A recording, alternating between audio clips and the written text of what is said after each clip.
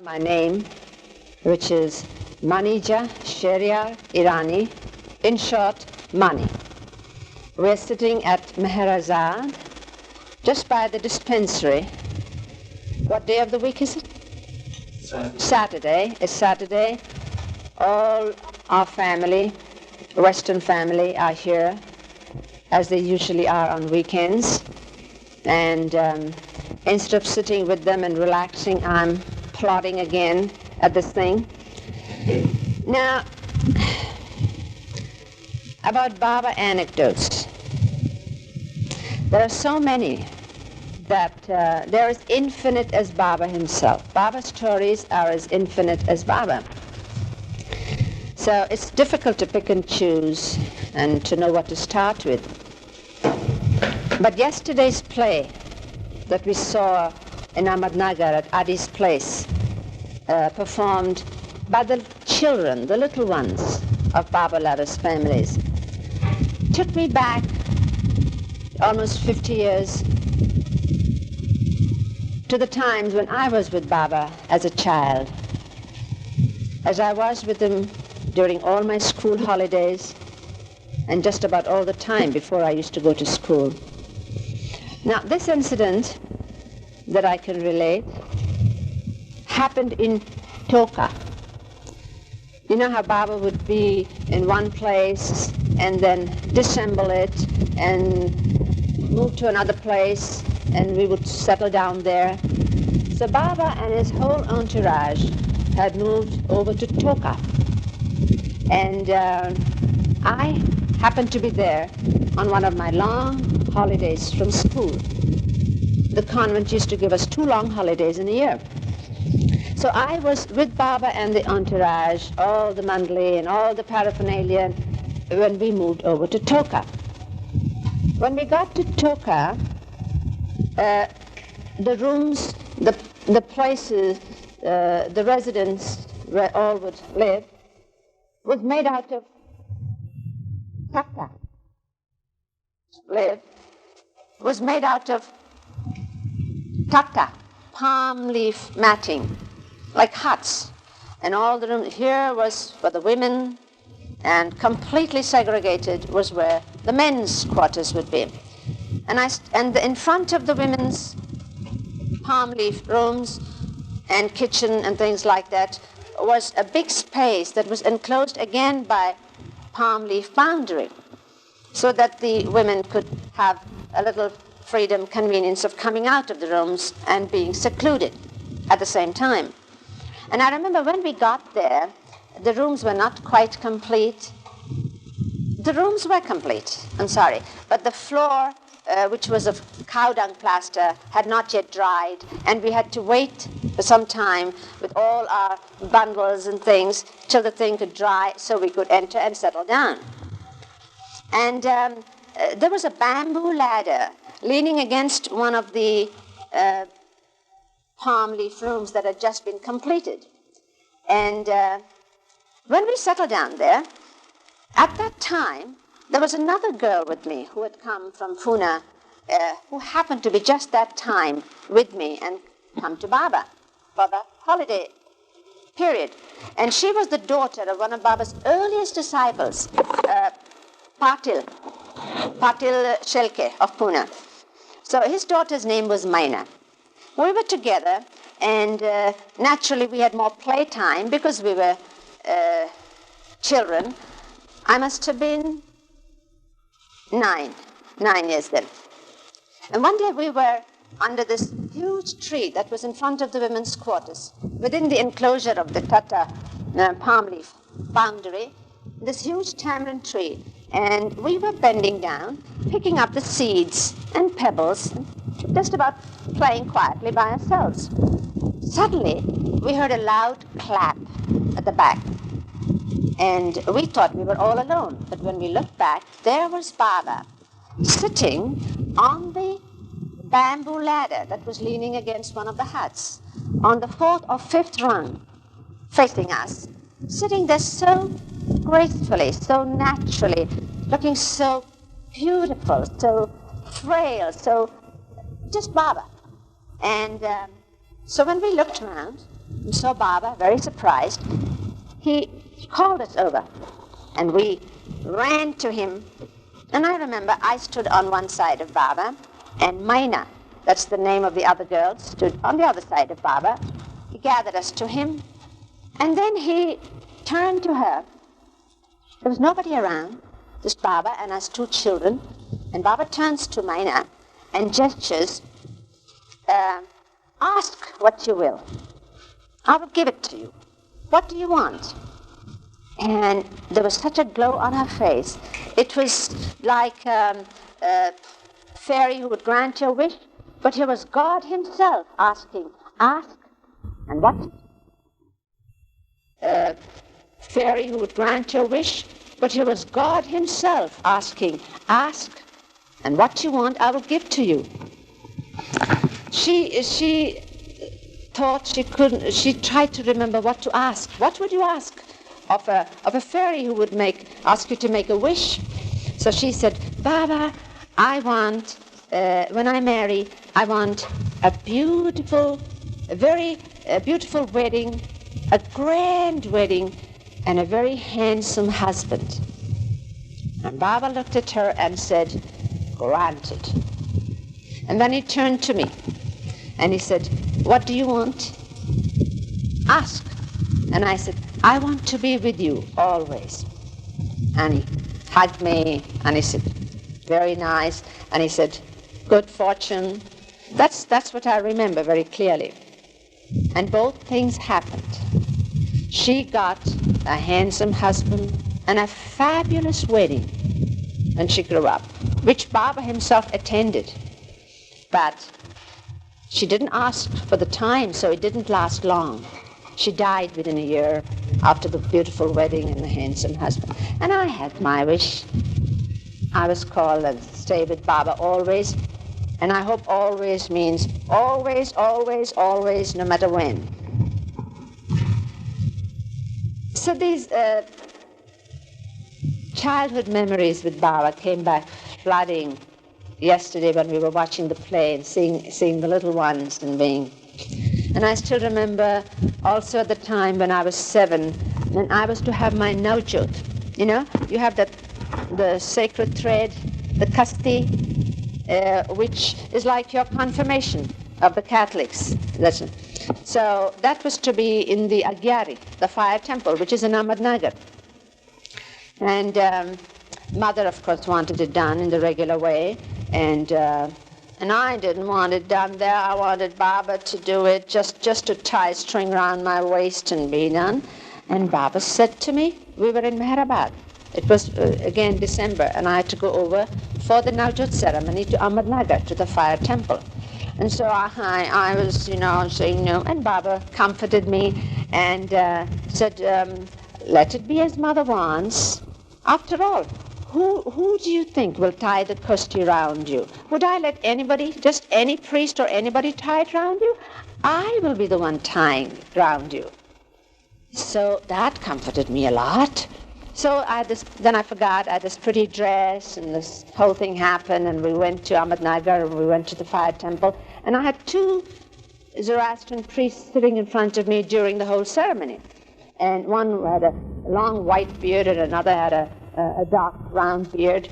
And the whole time that I was there, during the ceremony of the Navjot means the new flame,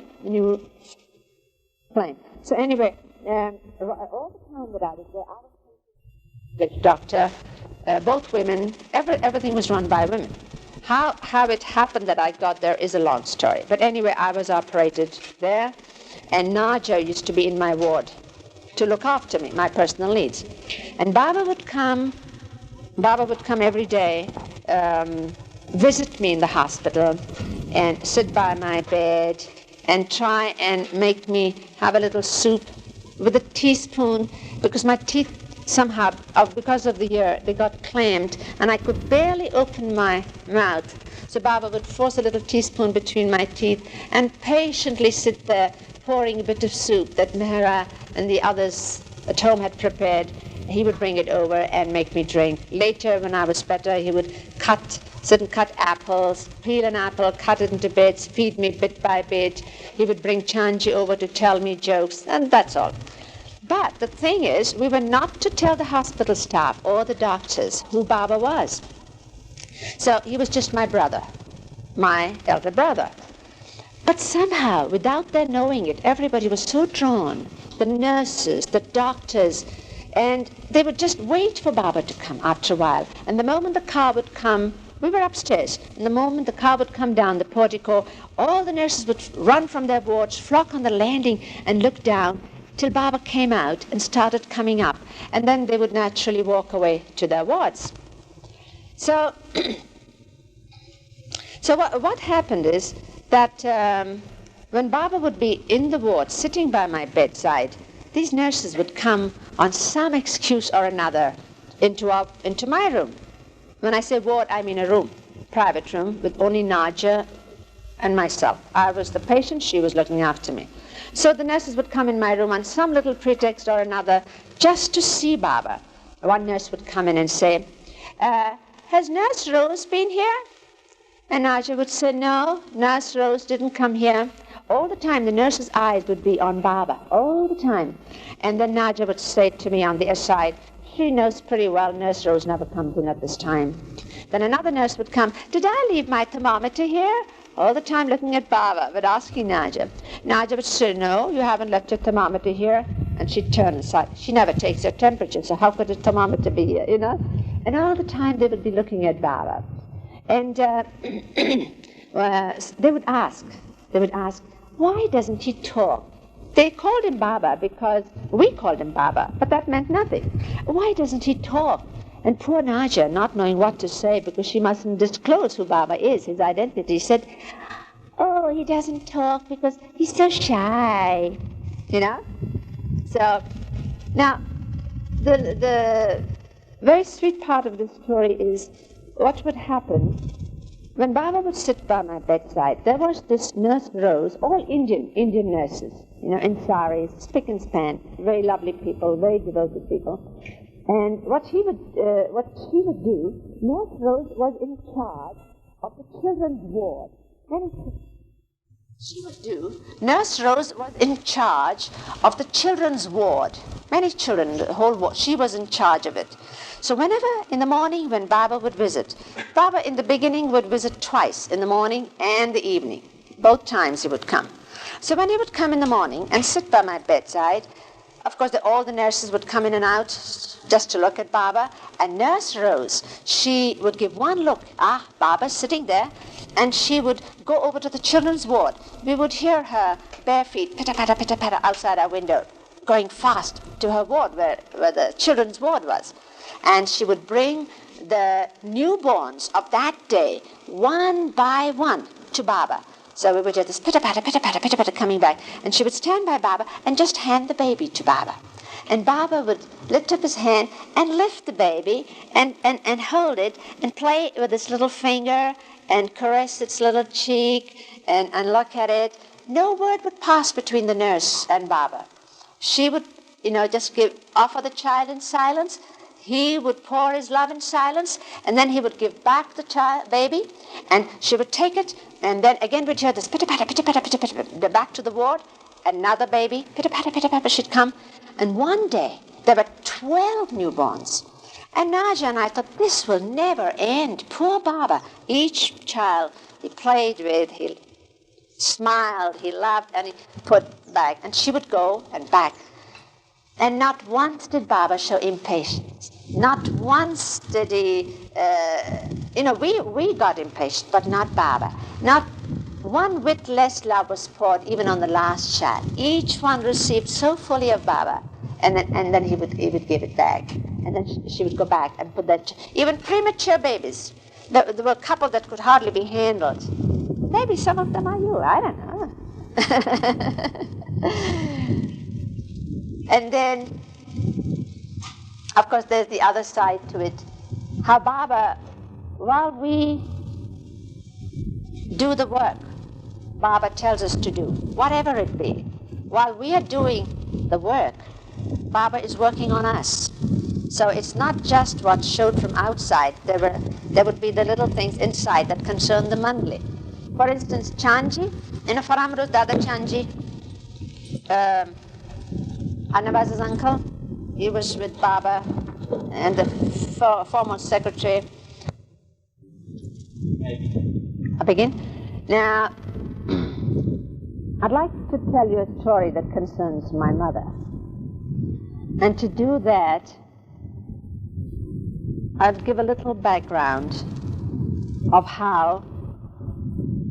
what she had to undergo, because Baba was her son.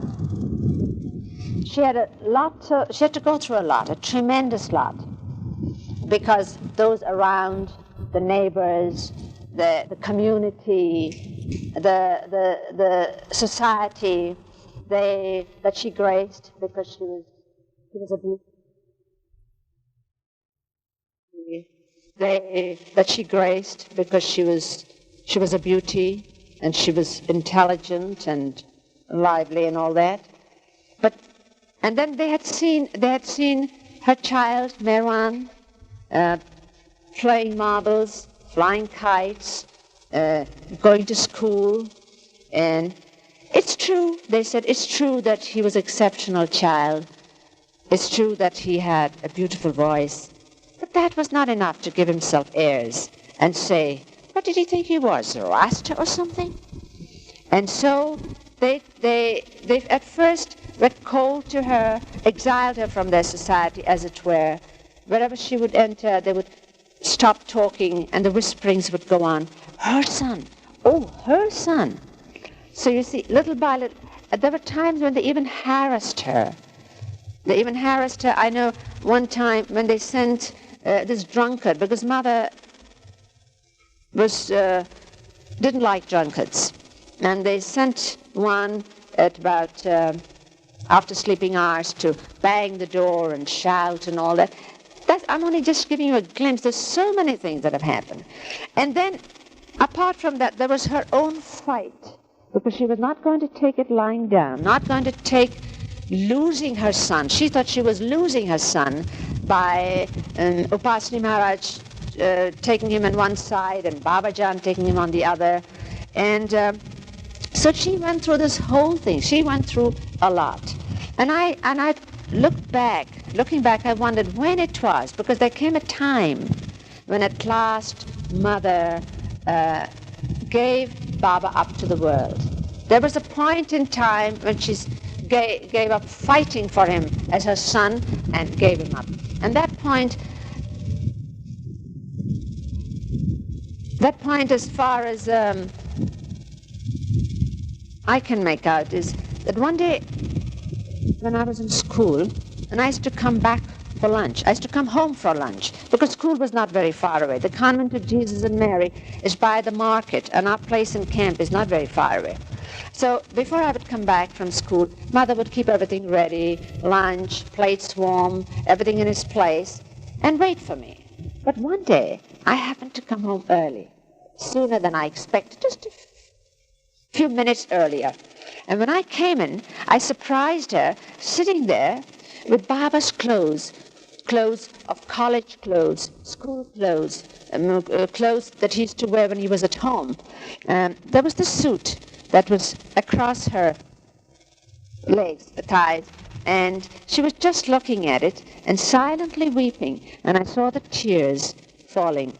And then she heard me coming. She quickly put it by, and she was gruff and said, how did you come so soon? And I think after that she started giving his things away. Of course, to those who wanted it, Baba people, like Gulmai, Adi's mother, and Gulmai, Adi's mother, and Khorshid, and people like that. So so when she used to come to Baba, later, I know from many remarks of hers, a number of her remarks, that she accepted Baba. She knew Baba was who he was. So having had all this in Pune and in other parts, when she came to Meherabad or Meherazad or wherever Baba was, she would like a little, more attention from Baba, because you see, her son was for the world, but there she would. So I don't know what happened. One day we were in Mehrabad, and there was a gathering again before Baba. There was a gathering, and Qawwali was being sung, and they were there, and so much movement, and Baba was so lively and so beautiful, and the lovers had come from Bombay, and they had come from other parts, and from Ahmednagar. Oh, it was a beautiful gathering. And I was there, so happy to be with Baba again, so happy to be back with Baba. And Mother would bring me over from school, you see, so Mother was with me. And suddenly I realized that something is happening. It had missed my attention, but I suddenly realized that something was happening. There was a silence, and the atmosphere was different. And I looked, and this thing was happening between Mother and Baba. And the next thing I knew, Mother stood up and said, "All right, Merog." Merog is intimate way of calling Merwan in Irani. Merog. "All right, Merog, if that's the thing, I will leave." Very dignified she was looking, and said, "I will leave." And Baba, eyes flashing fire, said, "All right," in gestures, "leave." So Mother was surprised at that. So she walked a few steps away, everybody, stupefied, just looking, watching this. And then after a few steps, Mother turned and said, "And I'll take my daughter with me." "All right," said Baba, "take your daughter with you." So I got up, but before I started, I wouldn't budge. I looked at Baba. I was going to take orders from Baba, because Mother said, "Come, Mani." And I stood and looked at Baba. Baba flashed fire at me. "Why don't you go? You heard. Go." So I had to go. Now, going means what? Leaving means what? When you were in Mehrabad, leaving means you have to go to the station. And the station, as you know, is a long way away. And in those days, Mehrabad, Arangaon, Mehrabad was newly established, and near Arangaon, in those days, it used to be so isolated, so quiet, that to go from the station to Mehrabad was a journey that was frightening, because we'd hear stories of how people were murdered and dacoits used to loot and this and that in the old days, So if we went in a tonga from the station to Mehrabad, and if it was evening time, her mother and me, we would just be Baba, we would go.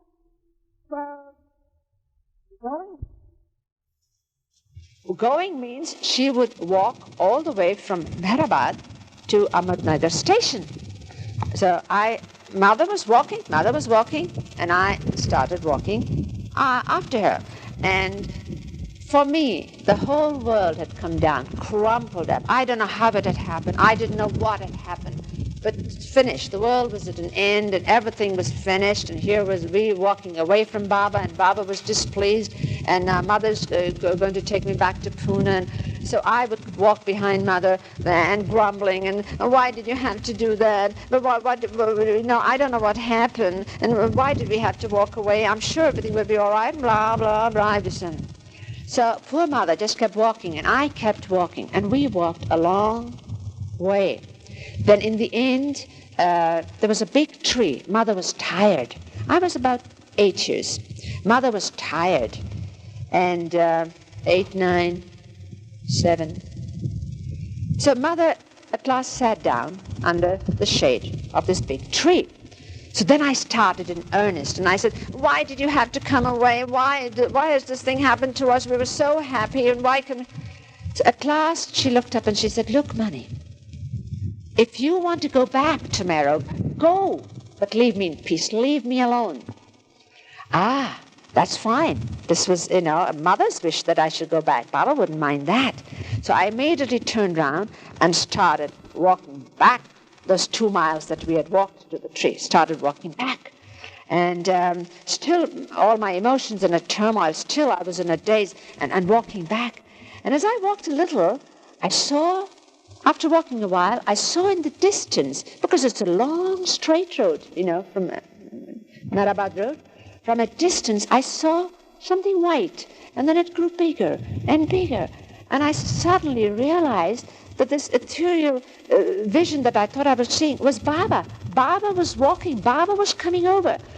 And then I ran, and how fast I ran. And then Baba was there, and he just took me in his arms. And because when he was walking, as he came nearer, and his hair was flying so beautifully. And when Baba would walk fast without seeming fast, Baba would just be gliding, as it were, just moving without walking or speeding, just moving, floating. So anyway, I ran so fast, and Baba gathered me in his arms, and he said, "What is it? What is it?" And I started saying, and he said, "Don't worry, everything will be all right." So then I turned back, and again, with Baba now, started walking towards where Mother was. You see, I walked with Mother, back to Baba, again with Baba, and I was holding his little finger. See, I was holding his finger of his right hand.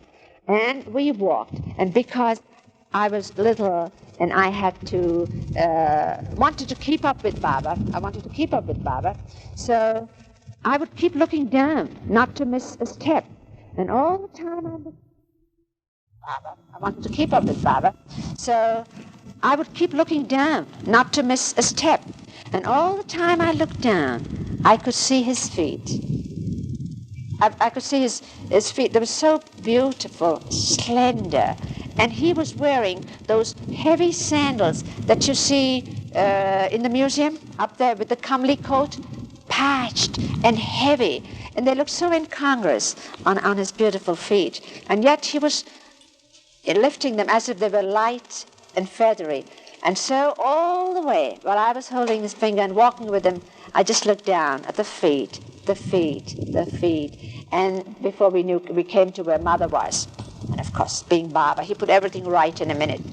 I don't know what happened, but next minute, Mother was embracing him, and he was embracing, and all was well with the world, and everything was fine and rosy, and God was right here. And so then we turned around, and now the three of us walked back. But now my footsteps were light, because my heart was light. First, when I'd walked with Mother, my feet were lead, and my heart was lead. Now it was just so light and happy, and Baba, Mother, and I. And I realized afterwards that Baba didn't ever walk out alone. There was always a mandali with him. So then we heard that as soon as Baba got up to walk, the others, two of them at least, got up to walk with him, and Baba said, "Nobody was to walk with me. All stay here. I'll go alone." And so Baba had walked alone from Mehrabad almost to Nagar and then back with us.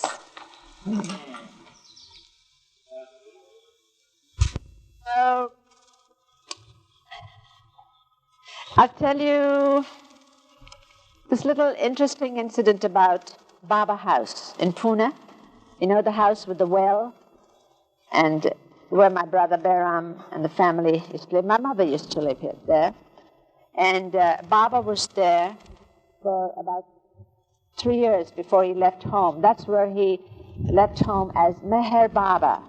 Sayyid Sahib had given him the name of Meher Baba in that house when he went. So this well that's there, Baba had put at one time with one of his disciples, had put a turtle in there, which kept the well clean, and that turtle's still living, that same turtle that Baba put in it. And Baba had said that the water of the well must not be used. At some time, Mother had asked, and Baba said, "No, don't use the water or make any use of it." So there it was, never put to use, and for anything, for years. And then in 1962, when we were in Guru Prasad, Pune, there was this flood, this terrible flood, which left an immense shortage of water in Pune. In fact, it was so critical that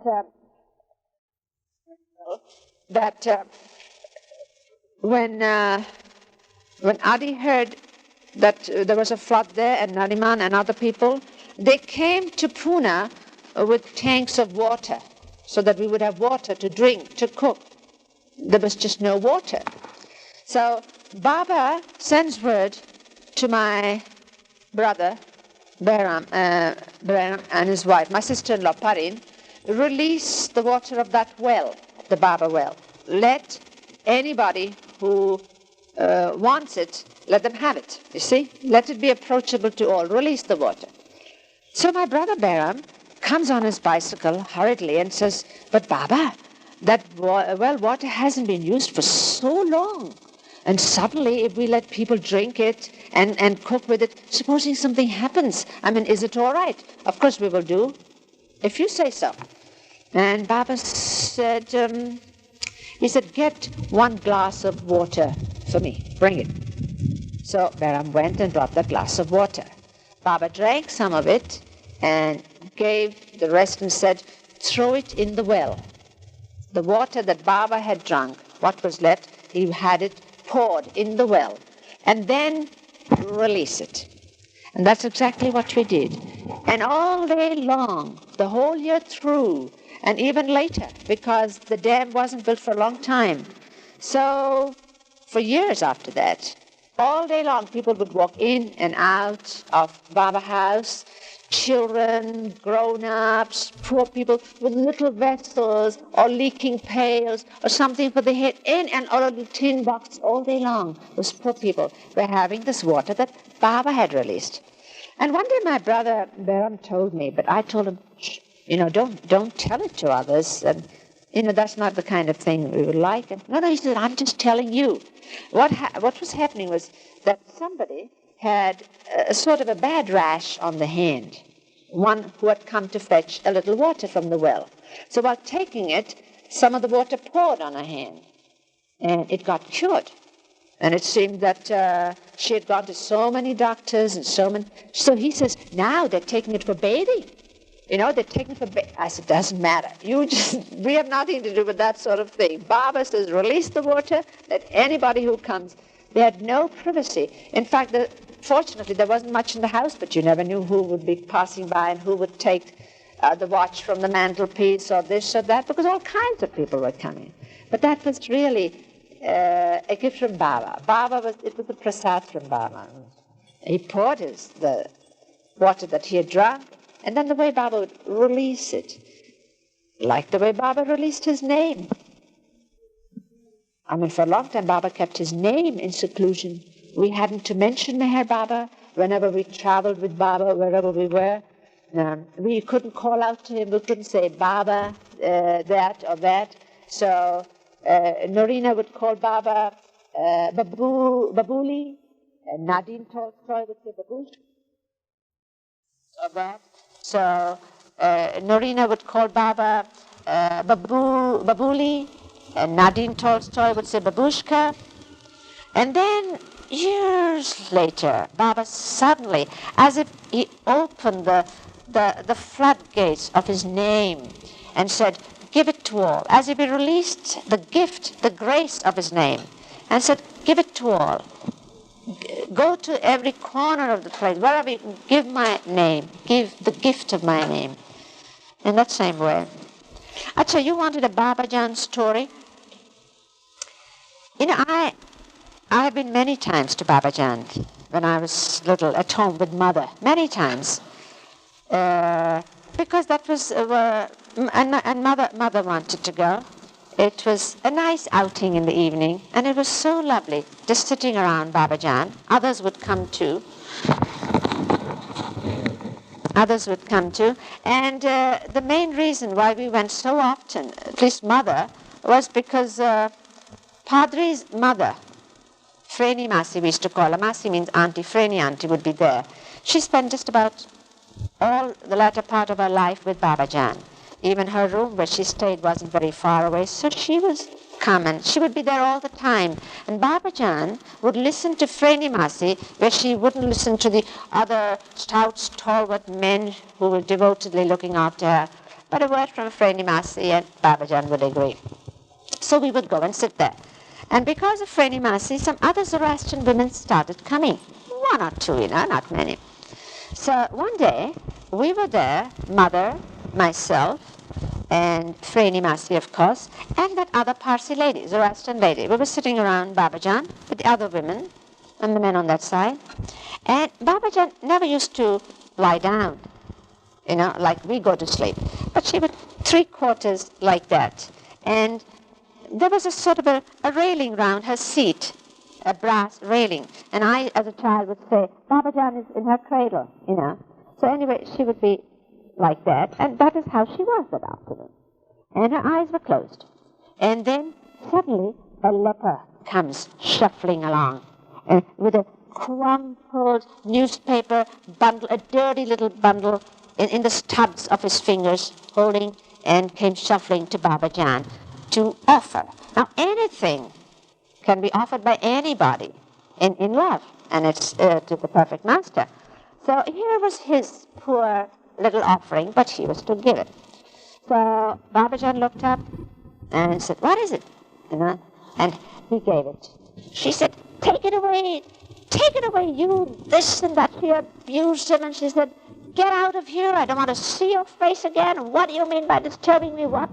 So, but the man, the leper didn't mind, the beggar didn't mind, because they know that anything, even abuse from the perfect master, is a blessing. So he looked quite happy. And he shuffled away, he was laughing, and crumpled his newspaper again, and shuffled away. And he shuffled away, he was laughing, and crumpled his newspaper again, and shuffled away. Now, this is what we came to know later. In the Zoroastrian woman's mind at that time was the thought, oh, it's good, she sent him away. It was a leper. And she had learned from Freni Masi, that's Padri's mother, enough to know that if a perfect master gives you something, you must eat it. You must have it, you mustn't refuse it. And she said to herself, oh, and supposing she had taken those sweets, pendas, those milk sweets that we have, supposing she'd taken those pendas from the beggar, from the leper, and supposing she had given one to me, and I would have had to eat it. And she was horrified at the thought. So when Baba Jan ousted him, she was so relieved. Now, this we don't know at the time. So Baba Jan is reclining again, and the next moment she's up and screaming and shouting in her high little voice, saying, where is he, that thief? Run after him, catch him. He gave it to me, so it was mine, and then he took it away. He's a thief.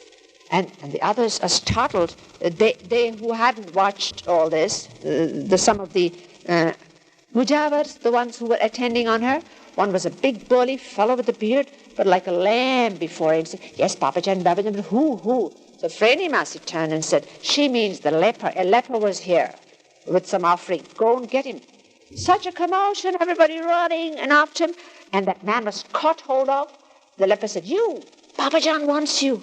Me? So again he shuffled back with his dirty little newspaper bundle with the pendas, sweets in it, you see. And so he shuffled back. And Baba Jan again told him, you gave it to me, so it was mine, and then you took it away, So he so happily offers, so she takes it, and then she looks at it for a while, and then she picks up one peda. She turns to the Parsi woman, she gives it to her, and that Parsi woman, she takes it with both hands, because she realizes that Baba Jan had read her. And then Baba Jan crumples up the newspaper again, gives it to him, again says, why did you come back here? I told you not to show your face here again, you this and you that. And the man so happily shuffled away, And then she told us afterwards, that Parsi woman afterwards lady told us, she said, this is what happened. In my mind's eye, I was so frightened in my mind that supposing Baba Jan gives me a sweet from the leper, and then when she picked out just me, I knew that anything from them is just nectar. So she ate it very happily. She was very happy about it. Now, this other story is, again about Baba Jan. I was again, how old? Maybe I was 10. I was in Pune with mother because it was the time when I was going to school. So the next best thing to being with Baba when I was away from him, when I was separated, which was a terrible thing for me, was that somebody who was living with Baba was coming home to stay for a few days. That was heaven, anybody from Baba. So one day, at one time, it so happened that Baba sent my sister-in-law, my eldest brother's wife, who was with Baba at that time. He sent her home for a few days for some work. So her name was also Khorshid. That's why she was known as Big Khorshid, and the Khorshid who's now in Bombay was known as Little Khorshid, Small Khorshid, Big Khorshid and Small Khorshid.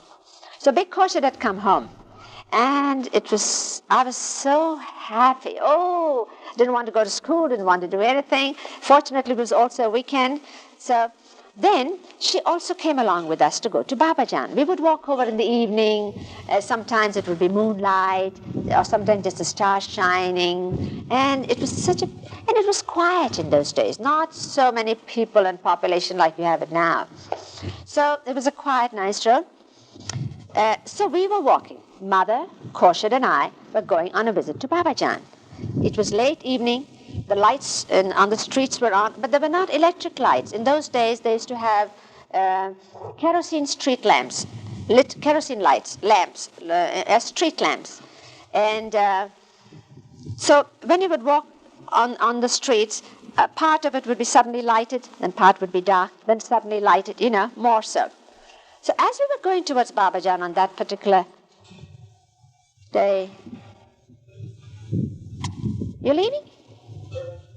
Just stop, please. So we were going to Babajan, my mother, my sister-in-law, Khorshid, and myself.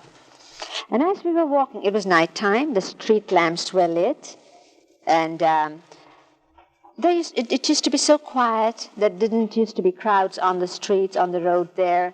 And so one could even walk in the middle of the road, and just move away. If you hear horses' hoofs behind, you knew a Tonga was coming, or what we called a Victoria, which is a four-wheel hansom covered with a big horse. So as we were walking, we heard behind us this plop, plop, plop of a big horse, and we knew it was a Victoria coming. So we moved, and as we moved, the thought in our minds was that funny, that Victoria has no lights, because the Victoria also would have lamps in front of it, kerosene lamps that would throw light in front of it, like our cars have lamps. The Victorias would have these lamps, but there was no light preceding it. Although when you hear a Victoria coming behind you, you also see that light, the rays, but there was no light. And suddenly, that was a discordant note, you see, that this is not right. So we turned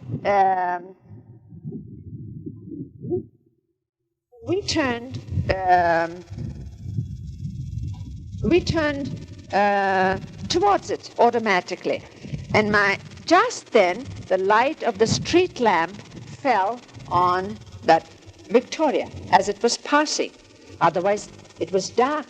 It was an unlighted, dark Victoria going along the street, which was most unusual, to say the least. But as that light from the street lamp fell, my sister-in-law, who was before me, shouted, "Baba!" And as she did that, at the same time I turned, but the Victoria had gone forward a little more. So all I saw was, from here, somebody sitting in the Victoria, in the dark, with no lights in there, was just from here. And it was Baba's sadra, Baba's feet, Baba's sandal.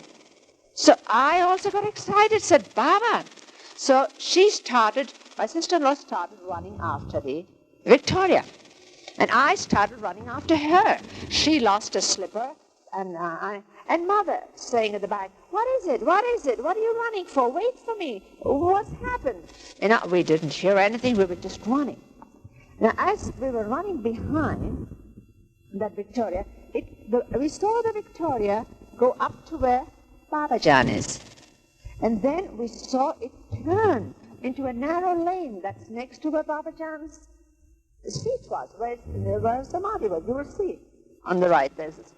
So it went there. So by the time we caught up there, no sight of it. No sight of the Victoria. So we went into the lane. We knew it was a dead end there, but there was no way out. But still, the Victoria is a big handsome and a big horse, and it's got to be somewhere. Baba's in it. So we started looking around nowhere. Some people were there. We said, where did that Victoria go? Victoria? They looked at us as if we were crazy. No Victoria. So in the meantime, Mother had caught up. She couldn't run. She was walking. What is it? And we said, look, Mother, it's all right. But we saw Baba and the Victoria. Isn't that just like Mero? He's probably told the whole of Pune that he's coming. But would he tell his mother? No. And we said, but Mother, we don't even know. But, all the way back, we didn't stay with Babajan. We just went back home and immediately sent an express telegram.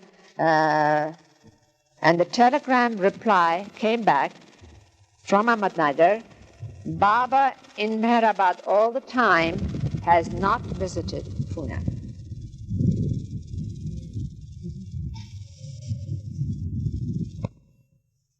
So,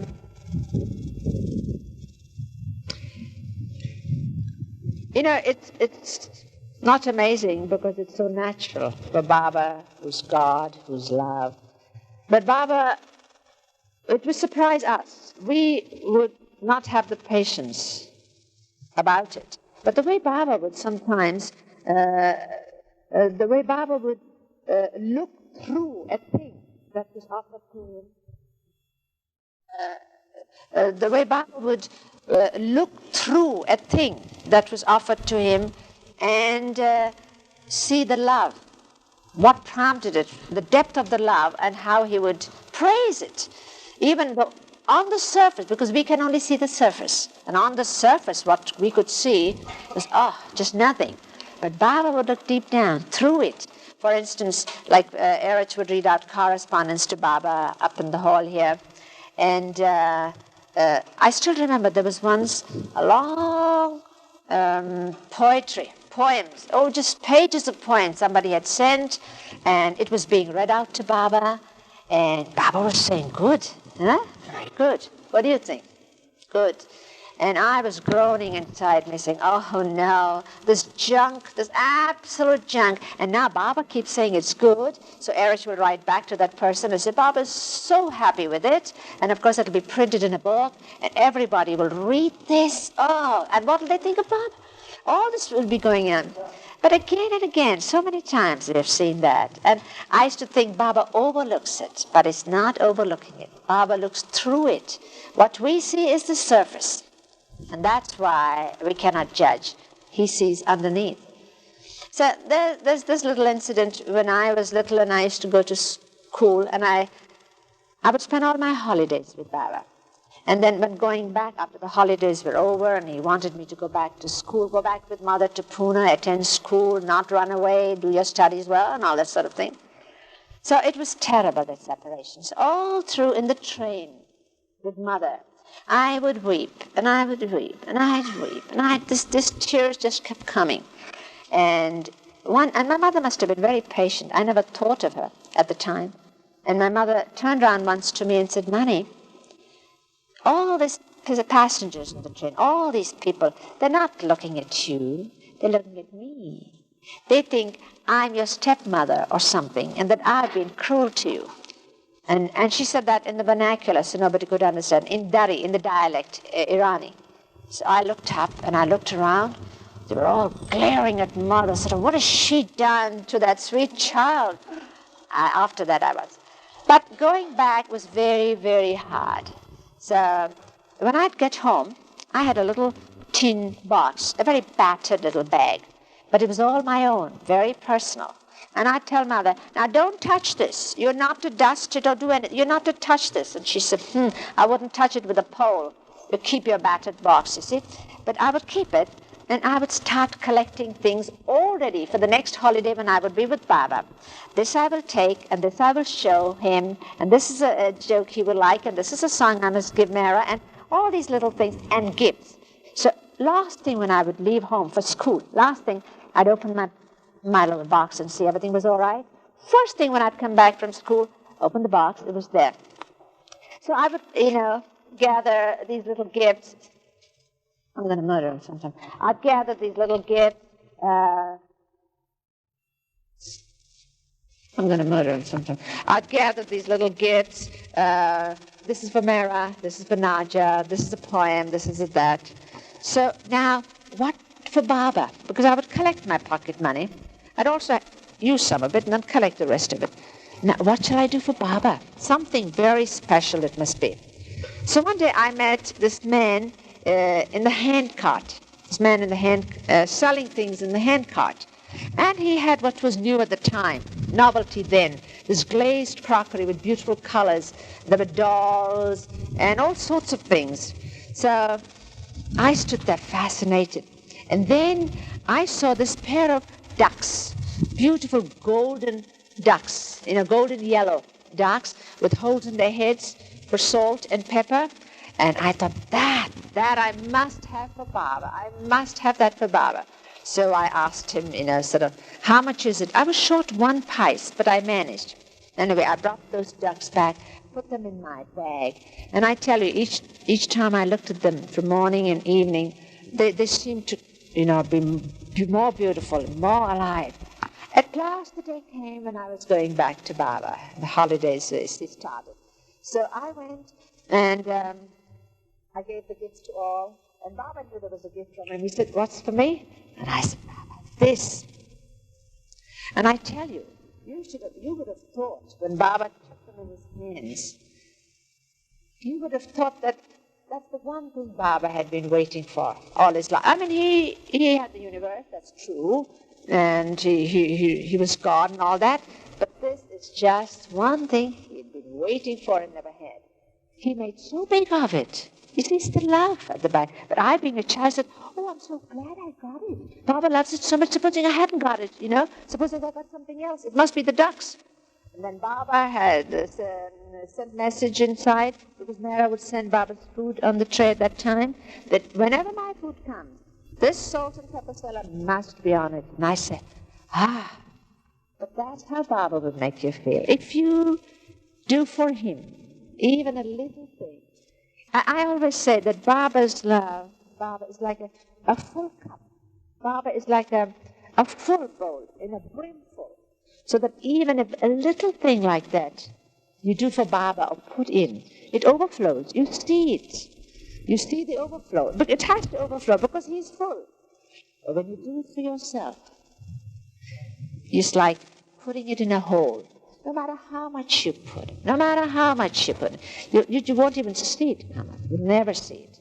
But for Baba, when you do it, he makes big of it too. He does. Bas. Well, we were talking about Baba Jan, one of the 5 perfect masters. Who was instrumental in the advent of Avdal and Baba.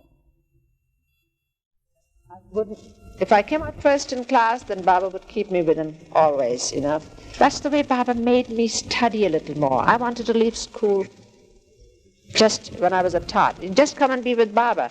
But he kept me going till I was a little educated. Not much, I'm still very uneducated, but to a point, he got me there. So that is the only thing only once that I saw Narayan Maharaj, and I saw Upasani Maharaj when I was little. Adi's mother, Gulmai, said that on my 2nd birthday, I was there with Mother. Mother at that time had given up fighting with Maharaj for Marwan and with Babajan. And he said, Maharaj kept, put me on his lap and fed me that sweet rava. And so I didn't remember that. But I saw Maharaj, Upasani Maharaj, later in Pune, when he had come once at Sadashiv Patil's place. And Mother and I went. And just one by one we went and bowed down like that. And he was sitting like that, and he just looked up. They said that's what he does most. And then he looked down again. That's all. Tajuddin Baba I never met.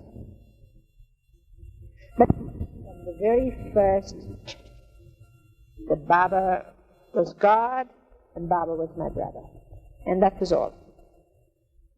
I demanded things from him as a brother, and wanted to be with just. I knew he was both. He was both.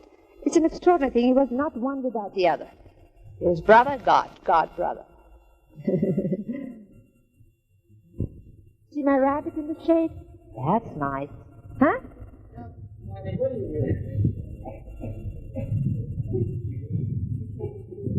You really wouldn't want that on tape. Erwin, you wouldn't want that on film. Oh, you wouldn't really want to know, would you?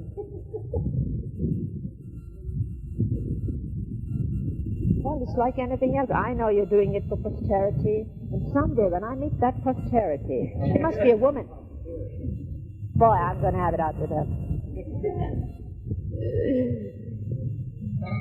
Now, what, Can you think of any more stories now?